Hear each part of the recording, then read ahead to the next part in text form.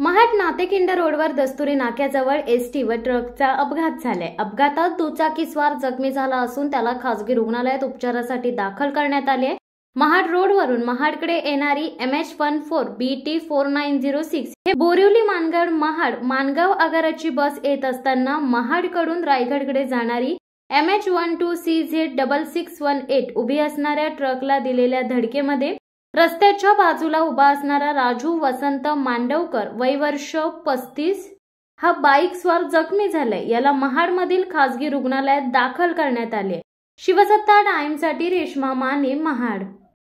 दे धडक बेधडक वृत्त देणाऱ्या आपल्या शिवसत्ता टाइम्स न्यूज चॅनलला लाल बटन दाबून सबस्क्राइब करा आणि बेल आयकॉनला क्लिक करायला विसरू नका।